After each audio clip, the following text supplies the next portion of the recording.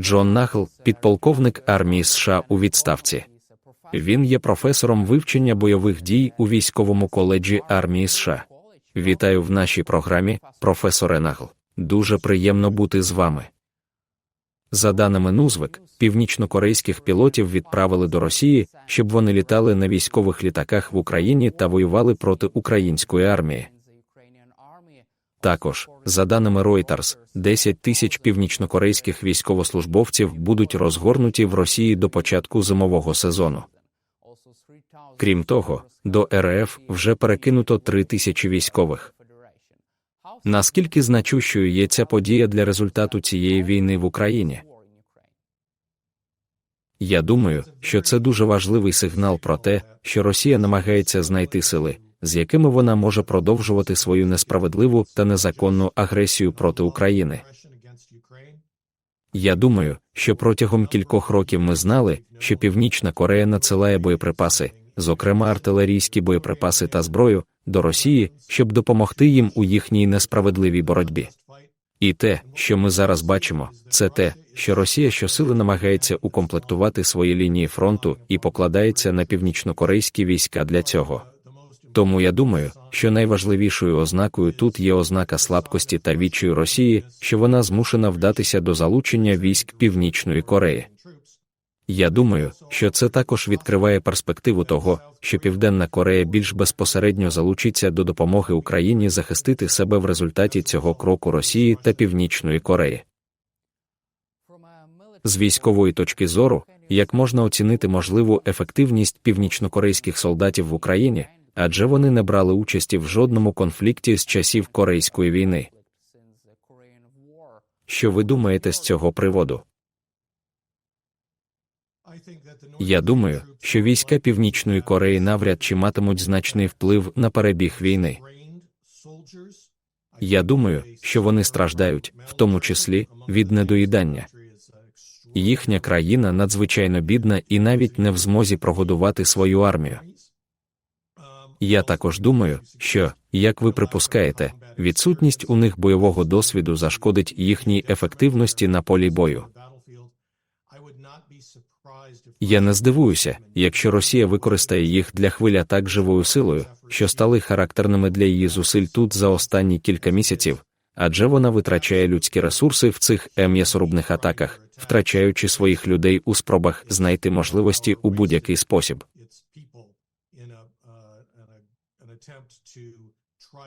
Захопити більше української території до кінця бойового сезону.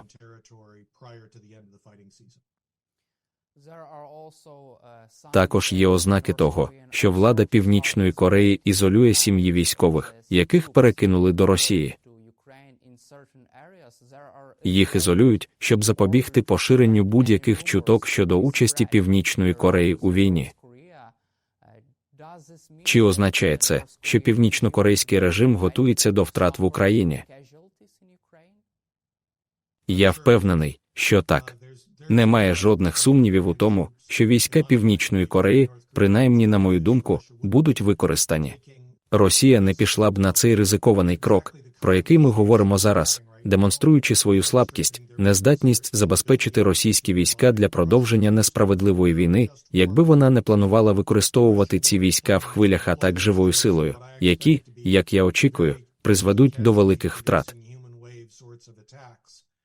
І тому я очікую, що Росія спробує допомогти Північній Кореї приховати масштаби своїх втрат, так само, як вона працювала над тим, щоб приховати масштаби своїх втрат у межах своїх власних кордонів, які, як ми зараз вважаємо, тут, у Сполучених Штатах, становлять понад 100 тисяч загиблих росіян. Понад 500 тисяч росіян було поранено в цій несправедливій і жахливій війні. Чи вірите ви, що північнокорейські солдати можуть вирішити проблеми Володимира Путіна в цьому конфлікті?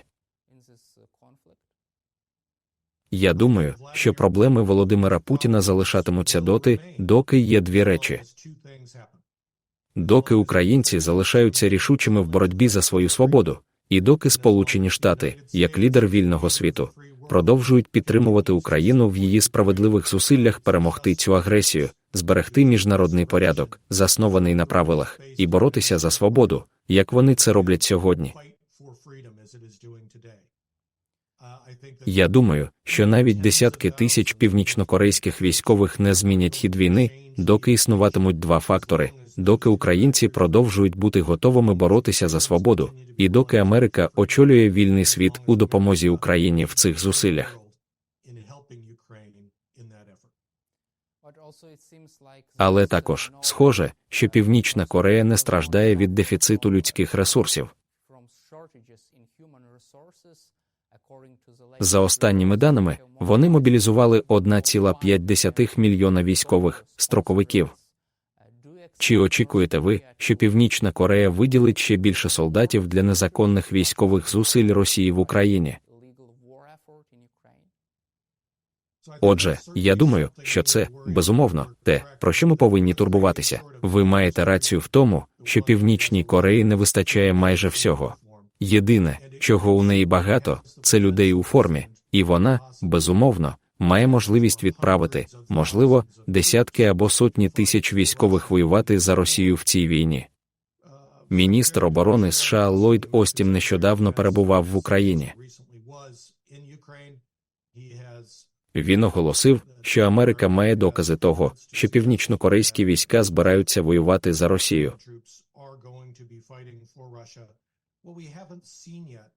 Чого ми ще не бачили, так це реакції США та Заходу на це. Путіну буде важче навести аргументи, які він вже деякий час наводить неправильно, неправдиво. Він стверджував, що бореться з усім НАТО. Цей крок щодо ведення північнокорейських військ на поле бою доводить, що Україна сама може перемогти Росію. І що Путіну доведеться спиратися на те, що ми називаємо тут, у Сполучених Штатах, принаймні, віз-союзла, тобто Союзу Росії, Китаю, Північної Кореї та Ірану, які разом борються проти міжнародного порядку, заснованого на правилах. Зараз лінія фронту цієї боротьби проходить в Україні та на Курському напрямку всередині Росії. І такі люди, як я, задаються питанням, я нещодавно опублікував статтю, чи не віщує цей альянс між Росією, Китаєм, Північною Кореєю та Іраном нову світову війну. Я дуже боюся, що це так, і це одна з причин, чому я вважаю це таким важливим, що Україна продовжує твердо стояти у своїй боротьбі. Я вірю, що якщо Росія виділить значну кількість, десятки тисяч північнокорейських військових на війну, це призведе до західних і американських контрзаходів, які ще більше допоможуть Україні в її боротьбі. Чому ми не побачили жодної серйозної реакції з боку Заходу? Чи ведуться внутрішні дискусії щодо заходів, які можуть бути підготовлені у відповідь на розгортання сил Північної Кореї в Україні? Чи ви вважаєте, що може бути певний політичний вплив на цей процес прийняття рішень? Я маю на увазі президентські вибори в США. З чим пов'язане таке зволікання з реагуванням на таку ескалацію у співпраці між Північною Кореєю та Росією?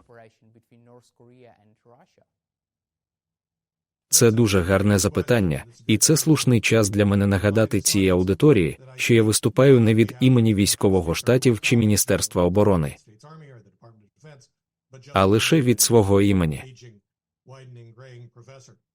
Тим не менш, я уважно стежу за цією війною, аби вивчити уроки, які були би корисними для Збройних сил Сполучених Штатів, а також тому, що я вважаю, що результат цієї війни має велике значення для всієї міжнародної системи.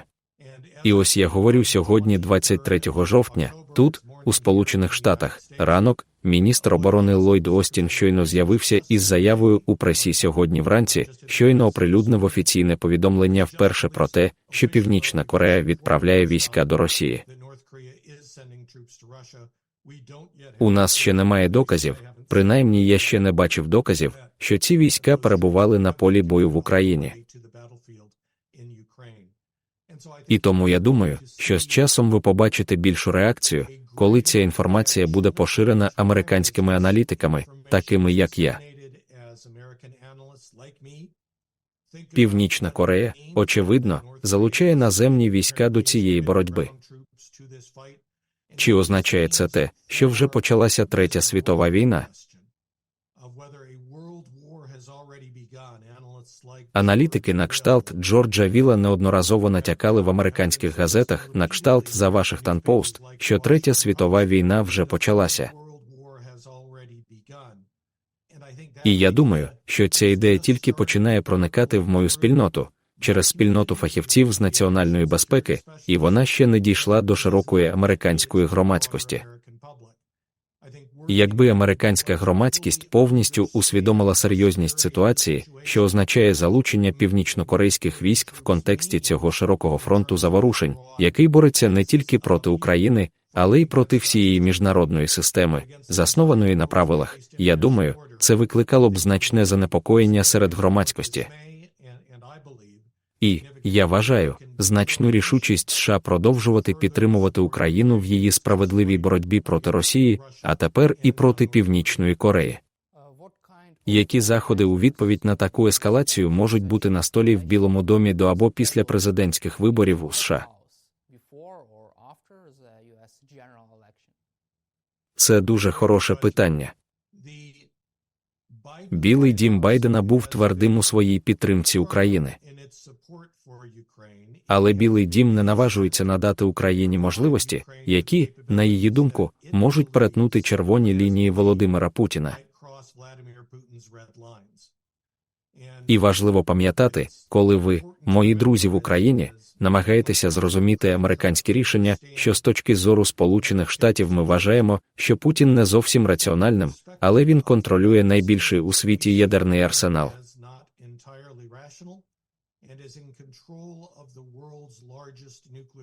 І тому президент Байден, на мою думку, справедливо стурбований тим, щоб не дати Путіну жодного приводу для ескалації цієї війни, яка безпосередньо залучить НАТО і, зокрема, Сполучені Штати.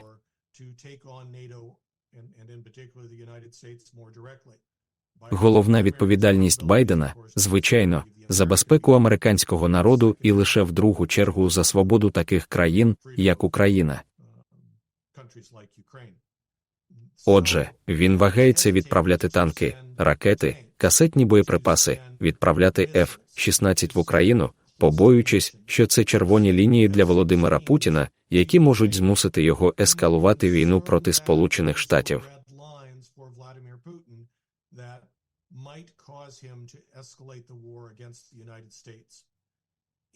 У кожному випадку ці червоні лінії, ці очевидні червоні лінії були перетнуті, і Путін не пішов на значну ескалацію війни. Тому я думаю, що Сполучені Штати були залучені до процесу стурбованості і навчання, щоб спробувати зрозуміти, у що вірить Володимир Путін, які його реальні червоні лінії, що він робитиме, які дії він зробить. На цьому етапі, я вважаю, він як хлопчик, який кричав вовки. І тому я підтримую, і я сподіваюся, що адміністрація Байдена незабаром підтримає надання Україні права використовувати західні ракети для ударів на території Росії.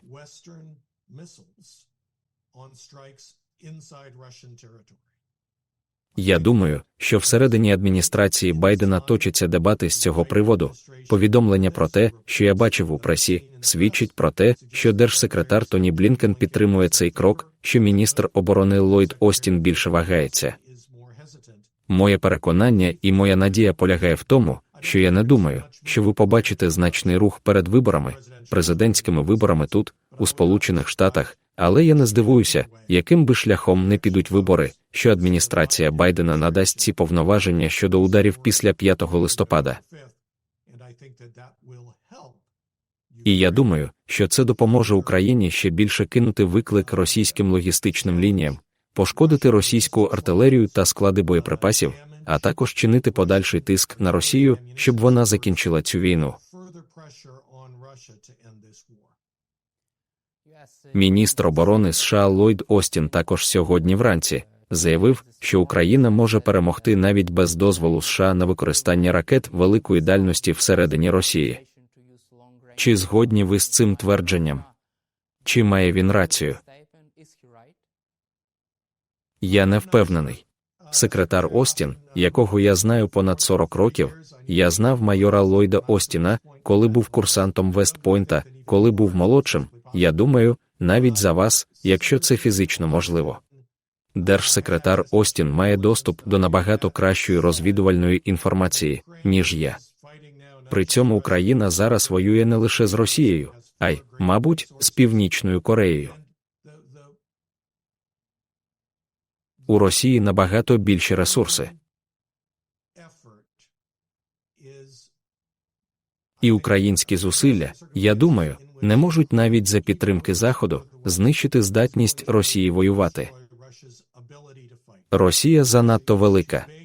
У неї занадто багато союзників, таких як Північна Корея, як Китай, які мають багато зброї, не обов'язково хорошої, але багато зброї, і, безумовно, Північна Корея має багато солдатів, якщо це те, до чого Путін вирішить звернутися. Тож єдиний спосіб закінчити цю війну – це якщо Росія втратить волю до боротьби.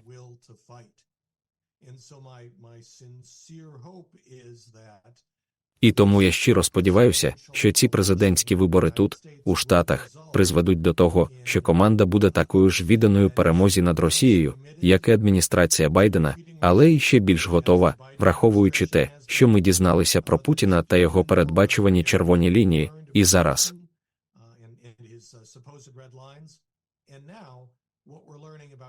Те, що ми дізнаємося про готовність Путіна використовувати інші сили з осі зла у своїй боротьбі, що наступна адміністрація буде більш готова дозволити використання західних можливостей навіть на території Росії, я не думаю, що ці можливості будуть вирішальними проти Росії.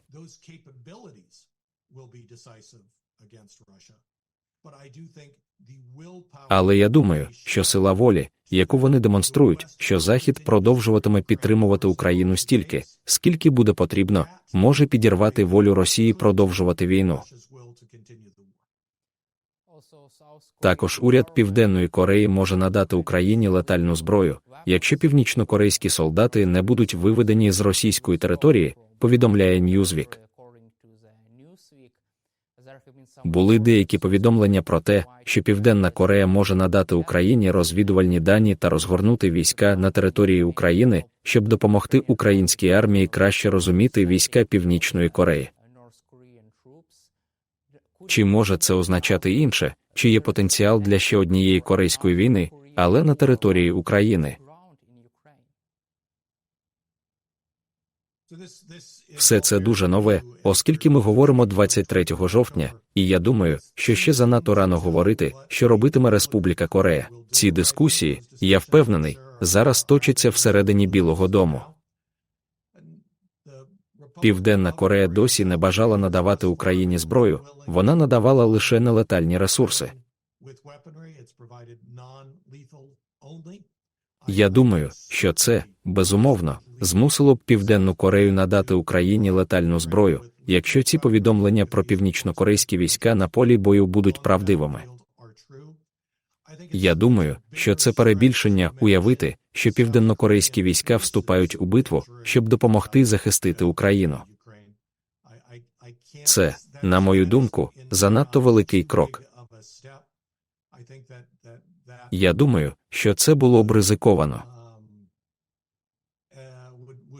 Я думаю, що Південна Корея буде боятися, що є ризик того, що Північна Корея потім відповість на території Корейської Південної Кореї. І я думаю, що це ризик, на який Південна Корея, ймовірно, не готова йти, але я не думаю, що це занадто багато для України, щоб очікувати, що до того часу, коли навесні почнеться сезон бойових дій, що на українському полі бою буде південнокорейська зброя. І ця південнокорейська зброя, я повинен сказати.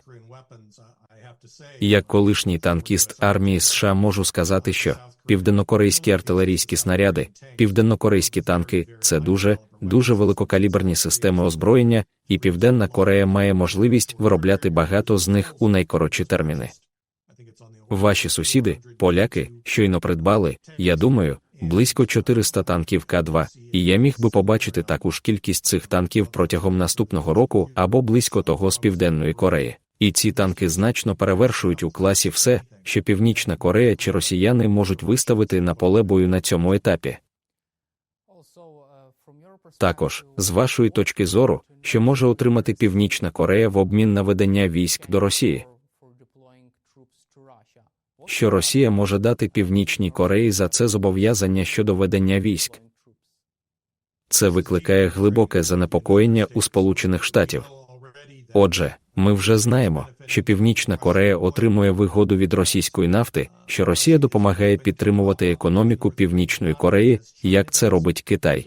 Але справжнє занепокоєння, яке змінює правила гри зараз у Сполучених Штатах, полягає в тому, що Росія може бути готова надати Північній Кореї технології балістичних ракет і технології ядерної зброї, які могли б дати Північній Кореї можливість завдати удару по Сполучених Штатах міжконтинентальними балістичними ракетами з ядерними боєголовками. Поки що, хоча ми знаємо, що Північна Корея виробила ядерну зброю і має невеликий її запас, я бачив оцінки від кількох десятків до, можливо, в 3 або 4 рази більше, звичайно, менше 100, у всіх повідомленнях відкритої преси, але Північна Корея не дуже успішна в своїй технології балістичних ракет. І тому я думаю, що велике занепокоєння тут, у Сполучених Штатах, полягає в тому, що Росія, можливо, надає Північній Кореї деякі з тих технологій балістичних ракет, які абсолютно змінять баланс стримування і баланс сил у Тихому океані і будуть надзвичайно тривожними для Сполучених Штатів.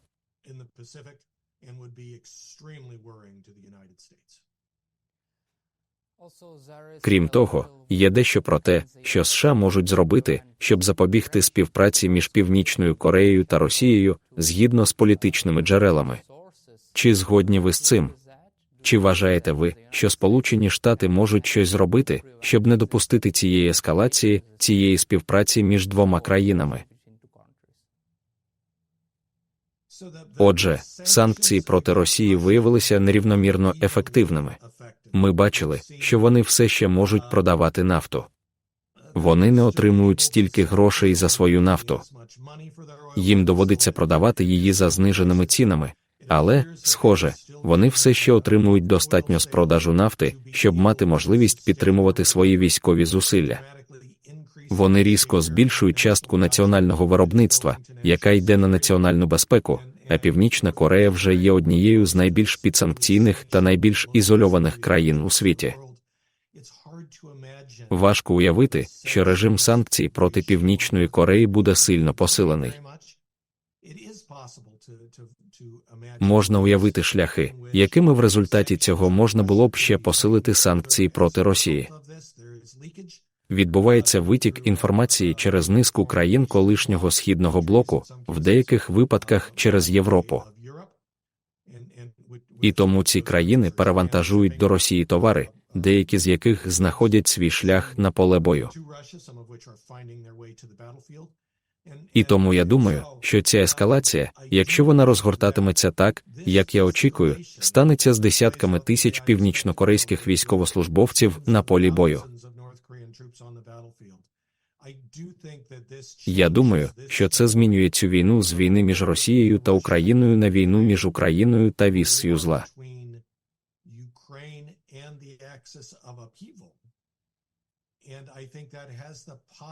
І я думаю, що це має можливість, очікуючи на прийняття рішень у Вашингтоні та європейських столицях, різко посилити серйозність, з якою Захід підходить до цієї боротьби. Раніше ви згадували про можливість Третьої світової війни. Чи відчуваєте ви, що вже почалася нова світова війна? Так вважають багато людей, чию думку я поважаю. Джордж Вілл – один із таких. Голова Комітету Палати представників із закордонних справ конгресмен Маккол, республіканський голова зовнішньополітичного відомства, припустив, що існує імовірність того, що Третя світова війна між Заходом і Союзом, яке він називає нечестивим альянсом Росії, Китаю, Північної Кореї та Ірану, є однією з речей, які не дають йому спати ночами.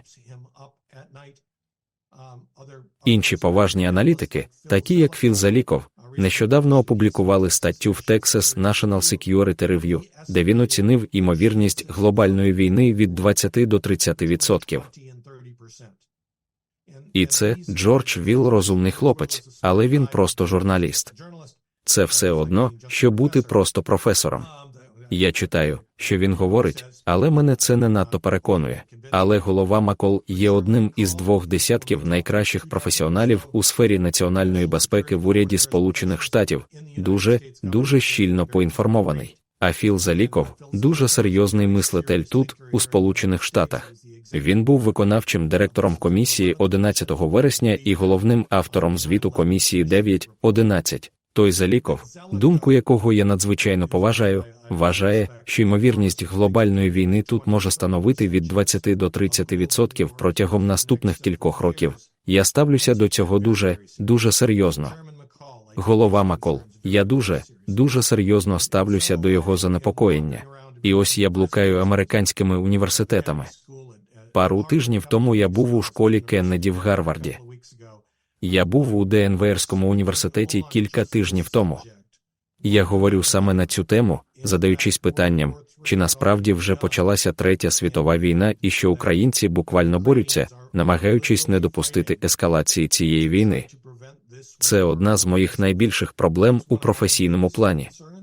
Це те, про що я говорю тут, у військовому коледжі армії та в інших військових коледжах. Я опублікував статтю про це з професором Національного університету оборони. І тому я думаю, що я завжди вважав важливим, щоб Україна досягла успіху в цій боротьбі. Моя віра у важливість цієї війни зростає з кожним днем, оскільки війна, схоже, залучає все більше воюючих сторін. Що Китай думає про таке розгортання військ Північної Кореї в Росії та Україні? Це дуже хороше питання, і я вважаю президента Сі Цзіньпіна незбагненним за найкращих обставин. Моє особисте переконання полягає в тому, що невдачі Росії у перемозі над Україною стали протверезним уроком для президента Сі. Якщо Росія, яка має набагато більш досвідчену в бойових діях армію, ніж Китай, не зможе завоювати країну, з якою вона має суміжний сухопутний кордон, наскільки важче буде президенту Сі Цзіньпіну атакувати Тайвань, який знаходиться через 100 миль дуже неспокійного відкритого океану.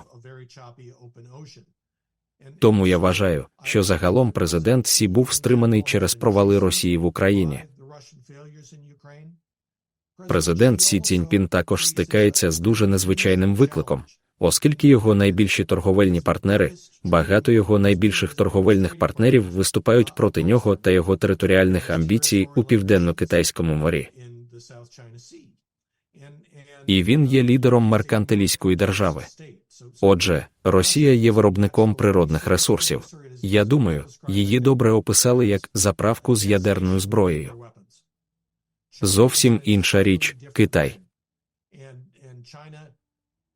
А Китай залежить від грошей, які дозволяють утримувати населення в відносно щасливому стані. Так, 400 мільйонів китайців вийшли з бідності за час мого життя. Китай залежить від торгівлі, яка забезпечує гроші для підтримання населення від бунтів, як це сталося на площі Тяньаньмень на початку мого життя. Тому я думаю, що Китай дуже обережно підтримує Росію у війні з Україною. У нас немає достовірних повідомлень про китайську зброю на полі бою в будь-якій значній кількості, і я не можу уявити, що Китаю сподобається той факт, що Північна Корея допомагає Росії в цій боротьбі.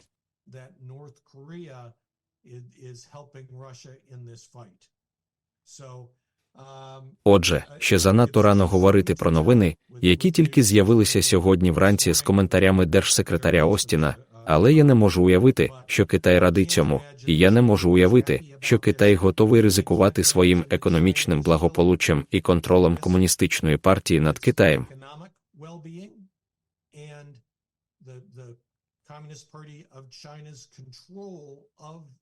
Китайською Народною Республікою, щоб допомогти Росії перемогти Україну. Китай був тією собакою, яка поки що не втручалася в цей конфлікт. І останнє моє запитання до вас стосуватиметься України. Лідери США, Німеччини, Великої Британії та Франції погодилися, що лише глибоких ударів усередині Росії буде недостатньо для забезпечення військового успіху України, повідомляє французька газета «Ла Монд». Що ще потрібно Україні для перемоги у цій війні? Я думаю, що найбільше, що потрібно Україні, це чітка і продемонстрована підтримка наступної американської президентської адміністрації. Я думаю, що з цією підтримкою, з дуже чіткою заявою наступної адміністрації про те, що незалежність України як незалежної країни є життєво важливим національним інтересом Сполучених Штатів, і Сполучені Штати продовжуватимуть підтримувати Україну стільки, скільки буде потрібно, я думаю. Ці знання вплинуть на розрахунки Путіна. Тому я вже опублікував аналітичну статтю з моїм колегою Чейзом Меткалфом у журналі під назвою «Інститут сучасної війни» під назвою «Кожна війна має закінчитися», видання для України, в якій наводяться деякі з можливих торговельних просторів, які мають відбутися, щоб ця війна закінчилася. Я не бачу повної поразки Росії. Я не бачу, щоб Україна, яку підтримує Захід, повністю перемагала. І тому я думаю, що має відбутися певна торгівля кіньми, і жодна зі сторін не буде повністю задоволена результатом. І я припустив, що цей кінцевий стан може включати «вам це не сподобається» Україну, яка поступиться негайним вступом до НАТО, але натомість Польща розмістить танкову дивізію всередині України, а Сполучені Штати розмістять танкову дивізію всередині Польщі. Я думаю, що це зміцнить східний фланг НАТО, і я думаю, що це зробить набагато важче для Путіна або його наступника відновити цю війну в будь-який час у майбутньому. І тому дозвольте мені завершити, сказавши якомога чіткіше, що боротьба України за свободу є життєво важливим інтересом Сполучених Штатів і всього світу. Стає ще важливішим, щоб Україна перемогла, враховуючи, що Росія зараз розширює війну, включивши до неї сили з Північної Кореї, яка входить до осі зла. І моя найщиріша надія полягає в тому, що будь-яка президентська адміністрація, яка буде обрана в листопаді у Сполучених Штатах, всього за 2 коротких тижні у Сполучених Штатах, збереже непохитну рішучість щодо безпеки України, оборони НАТО, а також створення та підтримки міжнародного порядку, заснованого на правилах, які так багато зробили для зміцнення процвітання і свободи в усьому світі після закінчення Другої світової війни. Дякую вам, професоре Нагл, за участь у нашому інтерв'ю та підтримку України, і слава Україні! Слава Україні! Ми всі вдячні за страждання та жертви, які українці приносять у боротьбі проти гніту, проти тоталітаризму та за те, щоб показати, що за свободу варто боротися. Слава Україні! Дякую.